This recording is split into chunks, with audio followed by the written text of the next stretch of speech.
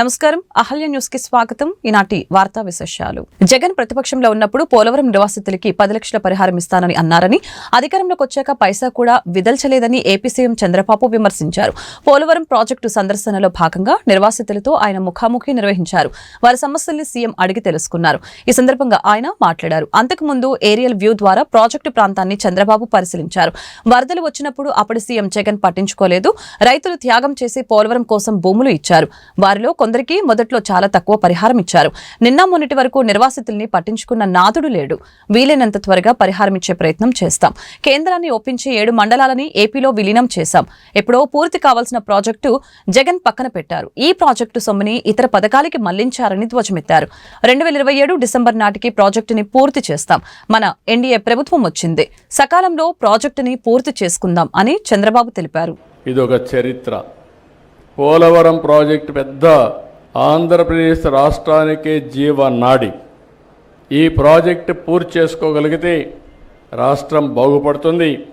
దానికి త్యాగం చేసిన మీకు కూడా న్యాయం చేయాల్సిన బాధ్యత ప్రభుత్వం పైన ఉందని మరొక్కసారి మీకు తెలియజేసుకుంటూ మళ్ళీ మిమ్మల్ని అందరినీ కోరుతున్నా, మీరు ఏమి ధైర్యంగా ఉండండి.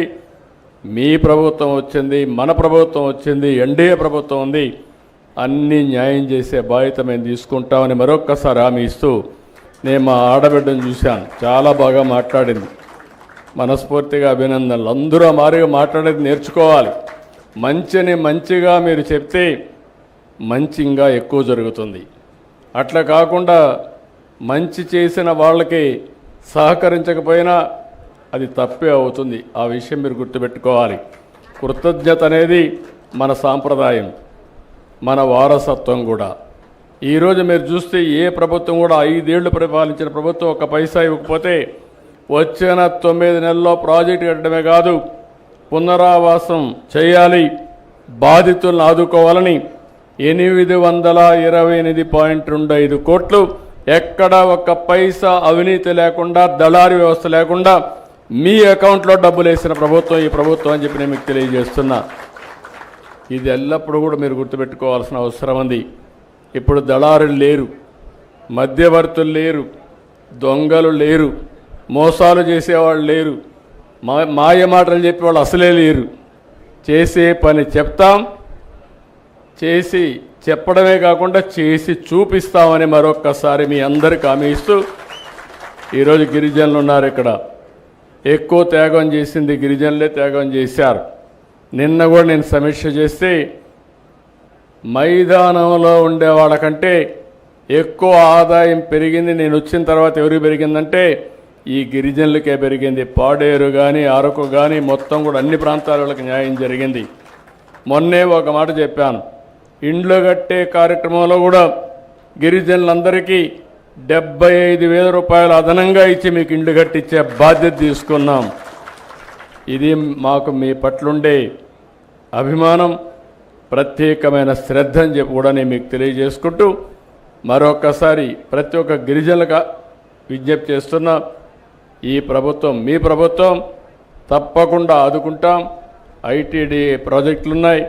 ఇంకో పక్క ఈ పోలవరం ప్రాజెక్టు పునరావాసం ఏదైతే ఉందో బాధితులు ఉన్నారో మీ మీద ప్రత్యేకమైన శ్రద్ధ పెడతామని మరీ చెప్తూ అందరికీ నమస్కారాలు, ధన్యవాదాలు. టీడీపీ నేత రమేష్ రెడ్డిపై పార్టీ అధిష్టానం చర్యలు తీసుకోకపోతే తాను రాజీనామా చేస్తానని తిరువూరు ఎమ్మెల్యే కొలికపూడి శ్రీనివాసరావు ప్రకటించారు. ఓ మహిళపై లైంగిక వేధింపులకు సంబంధించిన వీడియో ఇటీవల వైరల్ అయింది. ఈ నేపథ్యంలో తమకి న్యాయం చేయాలంటూ గిరిజన మహిళలు ఆందోళనకు దిగారు. దీంతో స్పందించిన కొలికపూడి రమేష్ రెడ్డి వ్యవహారాన్ని 10 రోజుల క్రితమే పార్టీ అధిష్టానం దృష్టికి తీసుకువెళ్లానని చెప్పారు. 48 గంటల్లోగా ఆయనపై చర్యలు తీసుకోవాలని అధినాయకత్వం కోరారు. బాధితులకి న్యాయం జరగకపోతే ఎమ్మెల్యేగా తానెందుకని ఈ సందర్భంగా వ్యాఖ్యానించారు. ఇదే రమేష్ రెడ్డి తండాల్లో ఒక్క మరుగుదొడ్డి కూడా కట్టించకుండా 320 మరుగుదొడ్లు కట్టించినట్టు బిల్స్ తీసుకున్నాడు. రమేష్ రెడ్డి చేసిన అవినీతికి ఒక ప్రభుత్వ అధికారి బయలయ్యాడు. సొంత పార్టీ నాయకుడు కాబట్టి పార్టీ ఇంట్రెస్ట్ దృష్టిలో పెట్టుకొని చాలా విషయాలు మాట్లాడలేదు.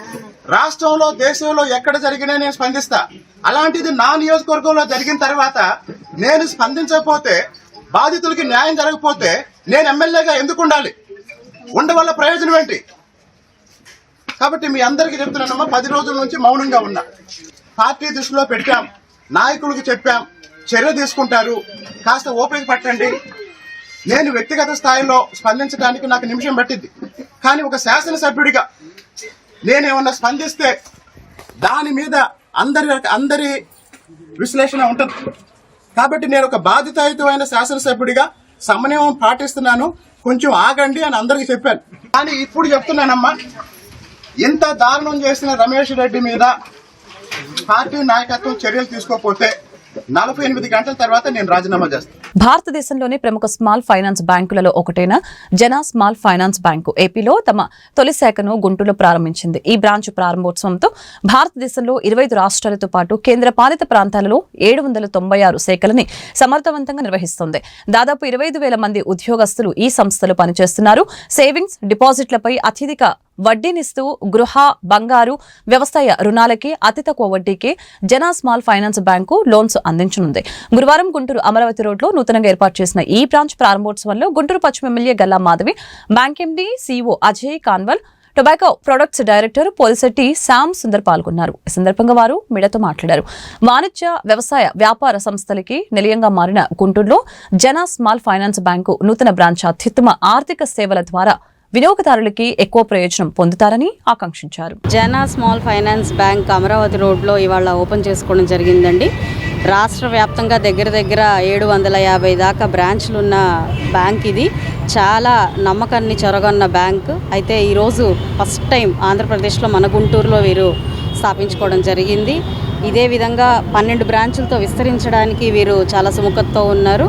ఇటు ఓల్డ్ ఏజ్ లోన్స్ దగ్గర నుంచి ఫిక్స్డ్ డిపాజిట్లో హైయెస్ట్ ఇంట్రెస్ట్ రేట్ల నుంచి ఇటు బీపీఎల్ మన జనాల వరకు కూడా వీళ్ళందరికీ అన్ని విభాగాల వాళ్ళకి చాలా చక్కగా సర్వ్ చేస్తూ ఉన్నారు, ముందుకు వచ్చారు. వీళ్ళందరినీ మనం ఆశీర్వదించాల్సిన బాధ్యత మన గుంటూరు ప్రాంతంలో ఉన్న ప్రజలకు ఉంది. అదేవిధంగా లాకర్ సిస్టమ్ని చాలా ఫాస్ట్గా కూడా వీళ్ళు స్టార్ట్ చేస్తామని చెప్తూ ఉన్నారు. హైయెస్ట్ ఇంట్రెస్ట్ రేట్స్తో ది మ్యాక్సిమం లోన్ అమౌంట్స్తో ప్రజలందరికీ కూడా వీళ్ళు సౌకర్యార్థం ముందుకు వస్తూ ఉన్నారు. ఇప్పటికే the highest pocket amount 250 crores దాకా సింగిల్ ఎస్టాబ్లిష్మెంట్కి లోన్ ఇవ్వడం కూడా జరిగింది. సో చాలా ఫ్లరిషింగ్గా ముందుకు వెళ్తూ ఉన్నారు. మన గుంటూరు, విజయవాడ ప్రాంతంలో ఉన్న ప్రజలందరూ కూడా ఇలాంటి బ్యాంక్స్ని ఎన్నో ఆదరించి ముందుకు తీసుకెళ్లిన పరిస్థితుల్లో మన ఈ జన స్మాల్ ఫైనాన్షియల్ బ్యాంక్ కూడా ముందుకు తీసుకెళ్లాల్సిందిగా కోరుకుంటున్నాను. which makes it your 796th branch in Guntur. And first one being Guntur and me opening a branch. There are a lot of firsts here. I'm associated with you. And with the current government's growth path in mind, I think you are here at the right time. And I think your branch will do very well. And I hope very soon you will do a lot of business and you will be in the top 5 in Guntur. Welcome and address to all of us. Please do make it a point to come to the bank. You'll be amazed to see the kind of interest rates, innovative products, the service that you will get, the digital answers that you may need. And that goes for everybody. That goes for individual customers, MSMEs, small corporates, agriculture focused individuals, agriculture focused businesses. Our aim really is to make sure that we bring solutions as much as possible. And just to give you a sense of what we are nationally, we are about 25,500 people who work in the bank. We clearly classify ourselves a bank of the last mile. All our bankers are happy to go out, meet customers, engage them, provide digital solutions on top. Bank ఇది Jana small finance bank. మనం already 2018లో మనకు Reserve Bank of India licence ఇచ్చింది. So 2018 నుంచి 795 బ్రాంచులు ఉన్నాయి. 22 states, 2 union టెరిటరీస్లో open చేస్తున్నాం. ఇప్పుడు 797వ branch ఇది. సో మనకు ఆల్రెడీ 15 సంవత్సరాల బ్యాంకింగ్ ఎక్స్పీరియన్స్ బ్యాంక్ అని ఎన్బిఎఫ్సి ఫినాన్స్ రంగంలో ఉంది. అండ్ మొత్తం 60,000 కోట్ల బిజినెస్ ఉంది. 30,000 కోట్ల డిపాజిట్ బుక్, 28,000 కోట్ల లోన్ బుక్ ఉంది. సో అందరూ ఖచ్చితంగా బ్యాంకింగ్ చేయండి అని రిక్వెస్ట్ చేస్తాం. మంత్రి నారా లోకేష్ సకాలంలో స్పందించే హృదయంతో ఒక అవయవదానం మరొకరికి ప్రాణదానం చేయనుందని సొంత ఖర్చులతో గుండె తరలింపునకి ప్రత్యేక విమానం ఏర్పాటు చేయడమే కాకుండా గ్రీన్ ఛానల్ సుగమం చేసిన విద్య, ఐటీ శాఖల మంత్రి నారా లోకేష్ కి ఆయా కుటుంబ సభ్యులు, రమేష్ హాస్పిటల్ వైద్యులు కృతజ్ఞతలు తెలిపారు. ఈ సందర్భంగా వారు మీడియాతో మాట్లాడారు. గుంటూరు రమేష్ హాస్పిటల్స్ లో తీవ్ర అనారోగ్యంతో చేరిన చెరుకూరి సుష్మా బ్రెయిన్ డెడ్ అయ్యారని తెలిపారు. జీవోత్సవంలో మారిన తమ ఇంటి వెలుగు సుష్మా మరణం సజీవం చేయడానికి కుటుంబ సభ్యులు నిర్ణయించుకుని ఆమె అవయవదానానికి అంగీకరించారని తెలిపారు. క్షణాల్లో స్పందించిన మంత్రి గుండె తరలింపునికి అవసరమైన ప్రత్యేక విమానం ఏర్పాటు చేయడంతో పాటు తిరుపతి ఆసుపత్రికి గుండె చేరే వరకు గ్రీన్ ఛానల్ ఏర్పాటు చేసేలా సంబంధిత యంత్రాంగంతో మాట్లాడారని చెప్పారు. ఏంటంటే పేషెంట్ అటెండర్స్ ఎవరైతే ఈ అవయవ దానానికి ముందుకొచ్చారో వాళ్ళకి చాలా థ్యాంక్స్ చెప్పాలండి. ఎందుకంటే వాళ్ళు రియలైజ్ అయ్యి పాపలు ఇద్దరు చిన్నపిల్లలు అండ్ వాళ్ళ హస్బెండ్ కలిసి వాళ్ళ మదర్ అవయవాలు ఇంకో 7-8 మందికి సహాయపడతాయి అనే ఉద్దేశంతో వాళ్ళు ముందుకొచ్చి ఇవ్వటం అనేది నిజంగా గ్రేట్ అండి. Hands off to them.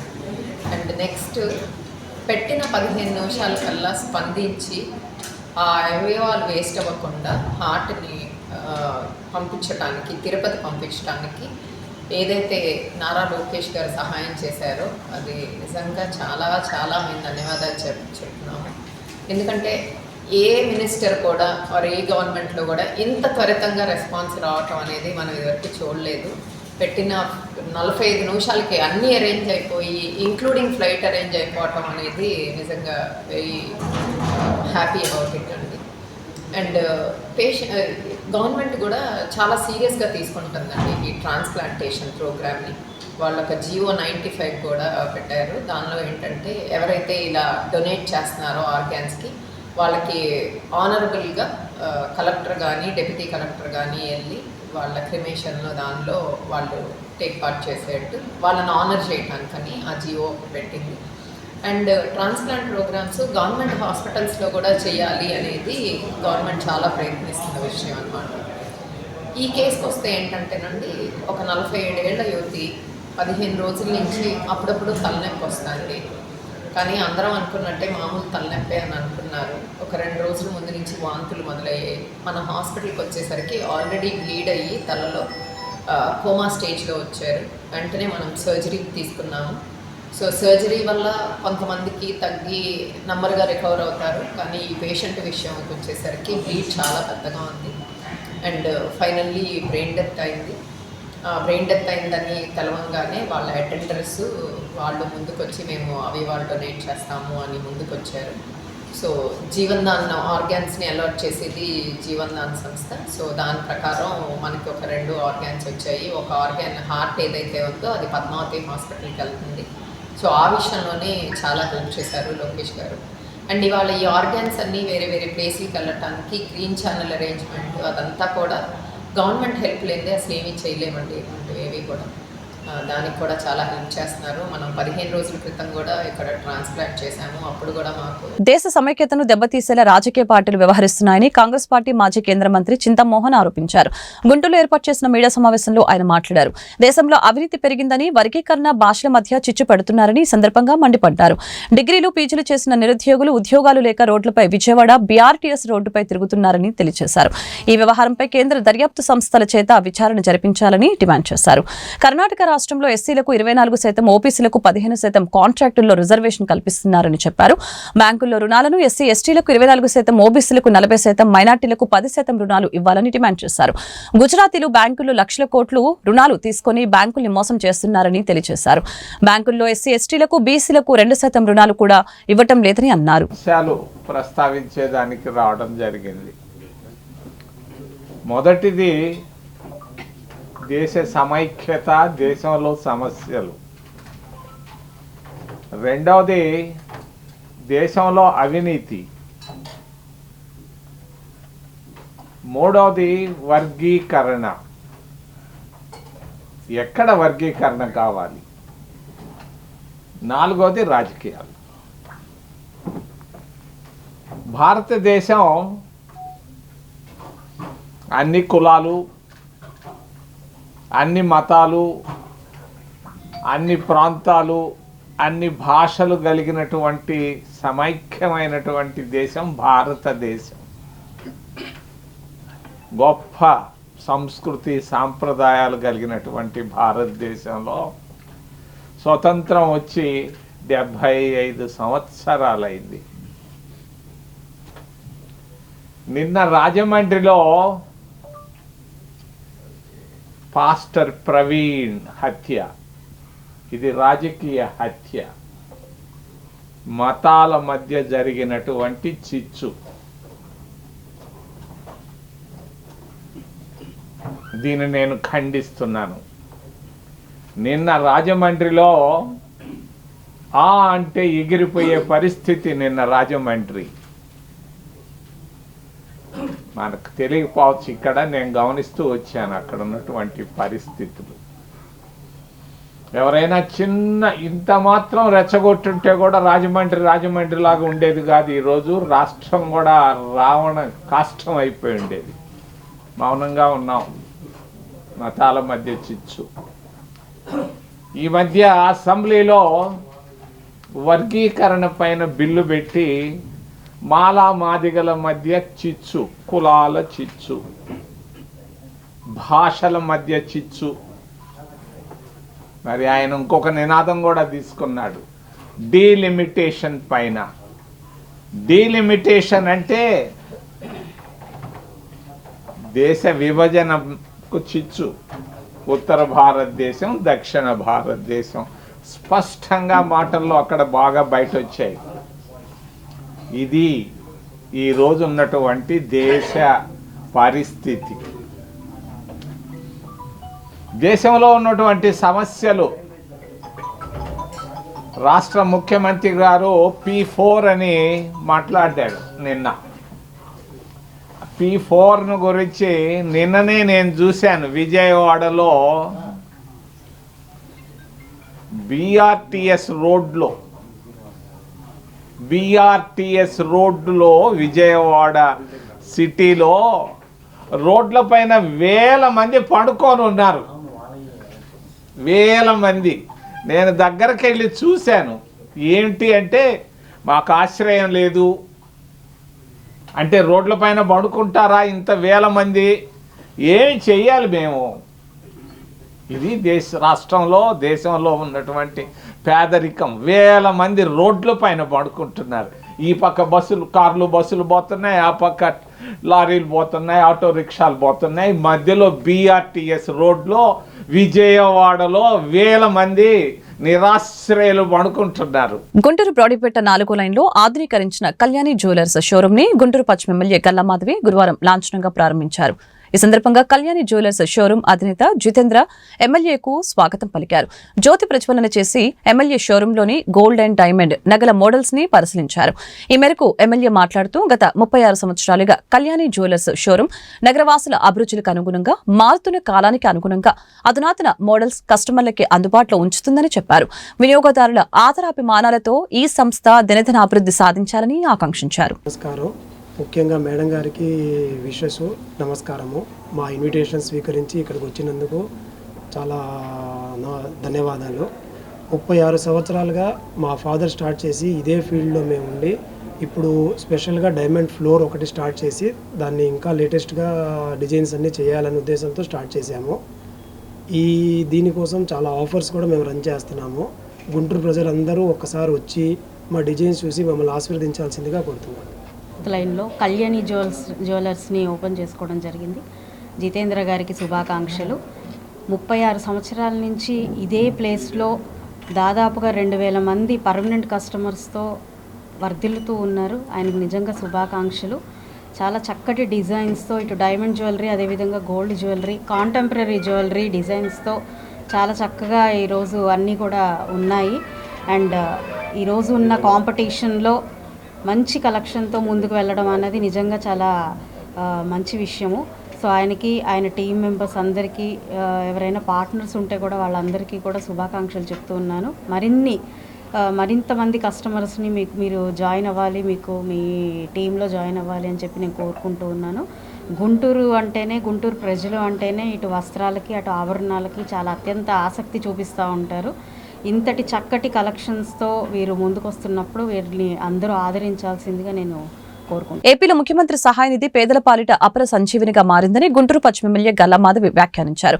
గురువారం గుంటూరు పశ్చిమ ఎమ్మెల్యే కార్యాలయంలో వివిధ అనారోగ్య కారణాలతో చికిత్స పొందిన పేదలకు ముఖ్యమంత్రి సహాయ నిధి ద్వారా 42,12,977 రూపాయల చెక్కుల్ని గల్లా మాధవి లబ్ధిదారులకు అందజేశారు.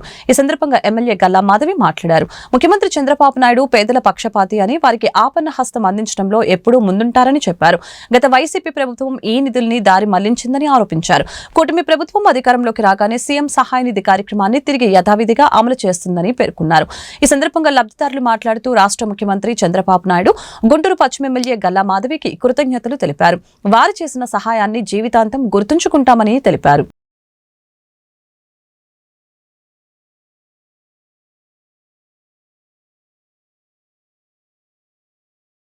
మా బాబాయ్ గారికి బైపాస్ సర్జరీ జరిగింది. అయితే సీఎం మాధవి గారి ఎమ్మెల్యే గారి దగ్గరికి వచ్చినప్పుడు సీఎం రిలీఫ్ ఫండ్ పెట్టుకోండి, మీకు సర్జరీ డబ్బులు గవర్నమెంట్ ద్వారా వస్తాయని చెప్పారు. అయితే మేము దానికి అప్లై చేసిన వెంటనే అంతా కార్యాలయంలో అంతా వాళ్ళే దగ్గరుండి అంతా జాగ్రత్తలు తీసుకొని మాకు 4 రోజుల్లో సీఎం రిలీఫ్ ఫండ్ వచ్చేటట్టు చేశారు. ఇవాళ కార్యాలయానికి ఫోన్ చేసి పిలిపించి మాకు చెక్కుని అందజేయడానికి సర్జరీకి అయినా అమౌంట్ 1,19,000 మాకు చెక్ రూపంలో వచ్చినాయి. ఇది అందజేసినందుకు మాకు ఎమ్మెల్యే గారికి ఎంతో మేము కృతజ్ఞతలు అయినాము. నా పేరు శ్రీనివాసరావు అండి. నేను ఏటగ్రహారం 7 ఉంటాను. నేను నాకు అనారోగ్య కారణం వల్ల యూరినరీ ఇన్ఫెక్షన్స్ వల్ల నేను హాస్పిటల్లో చేరాను. దానికైనా ఖర్చు ఏంటంటే నేను సీఎం రిలీఫ్ ఫండ్కి వెళ్ళడం జరిగింది. సీఎం రిలీఫ్ వెళ్ళడం జరుగుతుంటే ఏదైతే నేను ఖర్చు పెట్టానో ఆ అమౌంట్ సీఎం రిలీఫ్ ఫండ్ ద్వారా నాకు వెనక్కి రావడం జరిగింది. 2,60,000 నేను ఖర్చు పెట్టిన ఖర్చు నాకు వెనక్కి వచ్చింది. ఎమ్మెల్యే గారికి, మా నియోజకవర్గ మాధవి మేడం గారికి ధన్యవాదాలు తెలుపుతున్నాను. నాకు రీసెంట్లీగా ఫిక్స్ వచ్చాయి 3 months కింద. ఇంకా మనీ షార్టేజ్ వల్ల సీఎం రిలీఫ్ ఫండ్కి గల్లా మాధవి గారికి వస్తే సీఎం రిలీఫ్ ఫండ్కి అప్లై చేశారు. ఇప్పుడు 27,000 వచ్చాయి. థ్యాంక్ యూ గారు. మమ్మీ గారు కాల్ చేసి మేము కోదండరామ్ నగర్ లో ఉంటాము. సర్జరీ చేయించుకున్నాం. గల్లా మాధవి మేడం గారు 75,000 ఇచ్చారు. Thank you. అండి, నా పేరు సింగూష. మా అమ్మగారి పేరు లక్ష్మీ అనసూయ. మా అమ్మగారికి లాస్ట్ ఇయర్ సడన్ గా ఇలా హెల్త్ ప్రాబ్లం వచ్చింది. అసలు ఊహించలేదు నేను. చాలా పెద్ద రోగం అని తర్వాత తెలిసింది. ఆగస్ట్ లో సర్జరీ చేశారు. ఆగస్ట్ సెప్టెంబర్ ఆ టైంలో సర్జరీ చేశారు. Liver transplant. అది అసలు మా స్తోమతకు మించిన అది కానీ చాలా చోట్ల ట్రై చేసి ఇలా అమౌంట్ గెయిన్ చేసుకుని ఎట్లా ముందు ఆ రెండాన్ని అయితే దాటాను.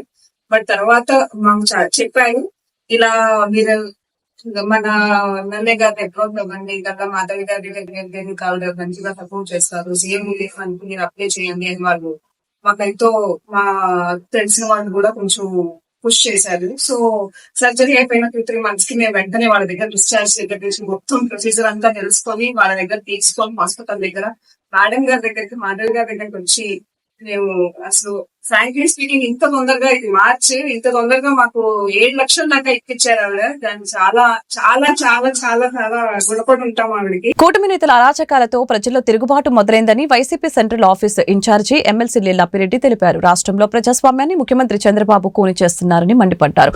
తాడేపల్లి వైసీపీ కేంద్ర కార్యాలయంలో గురువారం మీడియాతో మాట్లాడుతూ రాష్ట్రంలో తాజా స్థానిక సంస్థల ఉప ఎన్నికల్లో అడ్డతోవలో పదవుల్ని దక్కించుకునేందుకు కూటమి పార్టీలు అత్యంత నీచమైన దిగజారుడు రాజకీయానికి పాల్పడ్డాయని ఆగ్రహం వ్యక్తం చేశారు. తమకు బలం లేకపోయినా బెదిరింపులు, కేసులతో, వేధింపులతో ఏదో ఒక విధంగా పదవుల్ని చేజిక్కించుకునేందుకు కుటిల రాజకీయంతో బరి తెగించారని ధ్వజమెత్తారు. ప్రజాస్వామ్య విలువలు ఉండవా? ప్రజాస్వామ్య ఎన్నిక ద్వారా ఎన్నికైనటువంటి సభ్యులు తమ ఓటు హక్కును వినియోగించుకోవడానికి అవకాశాలు లేవని అనేక మంది మిత్రులు ఇతర రాష్ట్రాల్లో ఉన్నటువంటి వాళ్ళందరూ కూడా అడుగుతా ఉంటే నాకు గుర్తుకొస్తా ఉంది. 2 దశాబ్దాల కిందట బీహార్లో ఏ విధమైనటువంటి తుపాకీ సంస్కృతి ఉంటుందో, భయపెడతామో, బెదిరించడమో, ఈ 2 కాకపోతే దాడులు చేయటమో, అది కూడా కాకపోతే ఇవాళ మరో కొత్త మార్గాన్ని ఎంచుకొని అధికార యంత్రాంగాన్ని అడ్డం పెట్టుకొని ఎవరైతే గెలిచినటువంటి వ్యక్తులు ఉన్నారో వారిపైన అనేకమైనటువంటి అక్రమ కేసులు బనాయించి ఏదో ఒక విధంగా వారిని భయపెట్టి బెదిరించి తమకు అనుకూలంగా ఓటు వేయించుకోవడం కోసం చేస్తున్నటువంటి ప్రయత్నాలు చూస్తూ ఉంటే నిజంగా బాధ కలుగుతూ ఉంది. ఎందుకంటే మాటలు చూస్తే మీరు చూస్తూ ఉన్నారు. నేను ఎందుకంటే ఇవాళ మీ ద్వారా రాష్ట్రంలో జరుగుతున్నటువంటి పరిణామాలకు కూడా ప్రజాస్వామ్యవాదులతో పాటుగా ప్రజలు కూడా గమనించమని చెప్పి నేను కోరుతా ఉన్నా. మీరు ఏం చెప్తా ఉన్నారు? చంద్రబాబు నాయుడు గారు 40 సంవత్సరాల ఇండస్ట్రీ, 3 సార్లు ముఖ్యమంత్రి, ఈ రాష్ట్రంలో ప్రజాస్వామ్యాన్ని నేను తప్ప ఎవరు కూడా కాపాడలేరు, దాన్ని ముందుకు తీసుకెళ్లరే ఆయన మాట్లాడుతున్నటువంటి మాటలు ఈ మధ్యకాలంలో చూసాం. ఏ రాజకీయ పార్టీకి సంబంధించినటువంటి వ్యక్తులైనా కూడా వాళ్ళు మా పార్టీలోకి రావాలంటే వాళ్ళు రాజీనామాలు చేసిన తర్వాతనే, వాళ్ళ పదవుల్ని త్యజించిన తరువాతనే మా పార్టీలో చేర్చుకుంటామని ఆయన మాట్లాడుతున్నటువంటి మాటలు, ఆయన చేస్తున్నటువంటి చేతలు చూస్తూ ఉంటే ఎక్కడైనా కూడా పొంతన, కనీసమైనటువంటి పొంతన ఉందా అని అడుగుతా ఉన్నా. ఎందుకు ఇంత దౌర్భాగ్యమైనటువంటి రాజకీయాలు? ఇవాళ మొన్న జరిగినటువంటి ఎన్నికలు చూసినా, మున్సిపాలిటీల కార్పొరేషన్ ఎన్నికల్లో చూసినా, లేదా ఈ రోజు జరుగుతున్నటువంటి మండల జిల్లా పరిషత్ ఎన్నికలకు సంబంధించి చూసినా చిన్న ఎన్నికలు ఇవి. ఈ ఎన్నికలతో రాష్ట్ర భవిష్యత్తు మారిపోదు. ఈ ఎన్నికలతోనే పార్టీలు మనుగడ ఆధారపడినటువంటి పరిస్థితులు కూడా లేవే. అయినా కూడా ఎందుకు ఇంత తాపత్రపడతా ఉన్నారు? అడ్డదారిన అధికారాన్ని తీసుకోవాలి ఎందుకు మీరు భావిస్తా ఉన్నారని చెప్పిన ఈ సందర్భంగా అడుగుతా ఉన్నా. పోలవరం నిర్మాణంపై రాష్ట్ర ముఖ్యమంత్రి చంద్రబాబు నాయుడు పచ్చి అబద్దాలు చెబుతున్నారని మాజీ మంత్రి గుంటూరు జిల్లా వైసీపీ అధ్యక్షులు అంబటి రాంబాబు ఆరోపించారు. గురువారం గుంటూరులో ఆయన మీడియాతో మాట్లాడారు. వైసీపీ పాలనలో పోలవరం ప్రాజెక్టు నత్తనడకన సాగుతుందని, కూటమి ప్రభుత్వ పాలనలో శరవేగంగా నిర్మాణం పూర్తి చేసుకుంటుందని చెప్పడం హాస్యాస్పదంగా ఉందని తెలియజేశారు. అవకాశం దొరికినప్పుడల్లా జగన్ ప్రభుత్వంపై ఆయన బురద చల్లుతున్నారని మండిపడ్డారు. పోలవరం ప్రాజెక్టు నిధుల్ని జగన్ దారి మళ్లించారని చంద్రబాబు నాయుడు చెబుతున్నారని, ఈ ఆరోపణ నిరూపిస్తే సాష్టాంగ నమస్కారం చేస్తామని సవాల్ విసిరారు. పోలవరాన్ని సర్వనాశనం చేసేశారట. అప్పుడప్పుడు అంటున్నాడు కదా, రాష్ట్రంలో కూడా 14 లక్షల కోట్ల రూపాయలు అప్పు చేసి రాష్ట్రాన్ని సర్వనాశనం చేశారు అని. చివరికి లెక్కలు చూస్తేనేమో 6,000 కోట్లు. పచ్చి అబద్ధాలు, పచ్చి అసత్యాలు చెప్పి జగన్మోహన్ రెడ్డి గారి మీద బురద జల్లాలనేటువంటి కార్యక్రమాన్ని చేస్తున్నారు. అదే పద్ధతిని ఇవాళ చంద్రబాబు నాయుడు గారు పోలవరంలో కూడా అదే పద్ధతిని అనుసరిస్తూ ఉన్నారు. చంద్రబాబు నాయుడు గారు 4వసారి ప్రమాణ స్వీకారం చేసిన తర్వాత ఒకసారి వెళ్ళాడు, మళ్ళీ ఇప్పుడు వెళ్ళాడు. పచ్చి అబద్ధాలు చెప్పేటటువంటి కార్యక్రమం చేస్తున్నారు. నేను అనేక సందర్భాల్లో ఇంతకు ముందు కూడా ప్రశ్నించా చంద్రబాబు నాయుడు గారిని, ఇప్పుడు కూడా అదే మళ్ళా ప్రశ్నిస్తా. ఎందుకంటే మళ్ళా చంద్రబాబు నాయుడు గారు అవే మాటలు చెప్తున్నారు కాబట్టి. నేను ఒక్క విషయాన్ని గౌరవనీయులైనటువంటి చంద్రబాబు నాయుడు గారిని, రాష్ట్ర ముఖ్యమంత్రి గారిని, 4వసారి ముఖ్యమంత్రిగా ప్రమాణ స్వీకారం చేసినటువంటి అనుభవశాలి, ది టాలెస్ట్ పర్సనాలిటీ అని చెప్పుకుంటారు, చాలా పెద్ద మనిషి అని చెప్పుకుంటారు. ఆయన్ని నేను ఒక్క ప్రశ్న ఈ సందర్భంగా అడగదలుచుకున్నా. ఆయన ఏమంటారంటే, జగన్మోహన్ రెడ్డి గారంట 5 సంవత్సరాల అధికారంలో ఉన్నప్పుడు పోలవరం నిధులను రాష్ట్ర ప్రభుత్వానికి మరలించారట. ఈ మాట మాట్లాడుతున్నాడు. పెద్ద మనిషి, అబద్ధాల్లో చాలా పెద్ద మనిషి, నిజాల్లో నాకన్నా చిన్న మనిషి. ఎందుకు చెప్తున్నానంటే, పోలవరం ప్రాజెక్టుకు కేటాయించినటువంటి నిధులను జగన్మోహన్ రెడ్డి గారు డైవర్ట్ చేశారు అనేటువంటి మాట మాట్లాడుతున్నారు.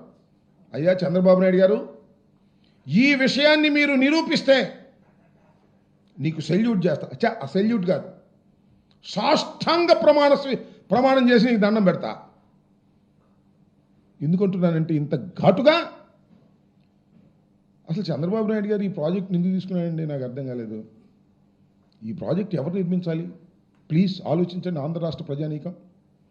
ఇది ఆంధ్ర రాష్ట్ర ప్రజల చిరకాల కోరిక. ఒక విధంగా చెప్పాలంటే స్వప్నం. రాజధాని స్వప్నం కాదు, అమరావతి స్వప్నం కాదు, కానీ పోలవరం ప్రాజెక్ట్ అనేది చిరకాల స్వప్నం. ఆ స్వప్నాన్ని ఈయనే తీర్చడానికి వచ్చినట్టుగా మాట్లాడతాడు. ఆయన ముఖ్యమంత్రిగా ఉన్నప్పుడు 10 సంవత్సరాలు 9 సంవత్సరాలు దీని గురించి ఆలోచించరా. రాజశేఖర రెడ్డి గారు వచ్చి ఫౌండేషన్ స్టోన్ వేసి బాపట్ల జిల్లా సూర్యలంక బీచ్ అభివృద్ధికి కేంద్రం 97.52 కోట్లు విడుదల చేసినట్లు ఏపీ పర్యాటక శాఖ మంత్రి కందుల దుర్గేష్ వెల్లడించారు. కేంద్ర ప్రభుత్వం చేపట్టిన స్వదేశీ దర్శన్ స్కీమ్ 2.0 కింద బీచ్ కి నిధులు మంజూరు చేసినట్లు ఆయన వెల్లడించారు. త్వరలోని అంతర్జాతీయ ప్రమాణాలతో బీచ్ ని అభివృద్ధి చేస్తామని తెలియజేశారు. ఇటీవల ఢిల్లీ పర్యటనకు వెళ్లిన దుర్గేష్ కేంద్ర పర్యాటక శాఖ మంత్రి గజేంద్ర సింగ్ షెకావత్ ని కలిసి బీచ్ అభివృద్ధికి నిధులు మంజూరు చేయవలసిందిగా కోరారు. ఇచ్చిన మాటను నిలబెట్టుకుని నిధులు మంజూరు చేసినందుకు కేంద్ర మంత్రికి ఆయన ధన్యవాదాలు తెలియజేశారు. పర్యాటక అభివృద్ధిని ప్రోత్సహిస్తున్న CM Chandrababu, deputy CM Pawan Kalyan కి కృతజ్ఞతలు తెలిపారు. ఈ వార్తలు ఇంతటితో సమాప్తం. మరొక బులెటిన్ లో మళ్ళీ కలుద్దాం. నమస్కారం.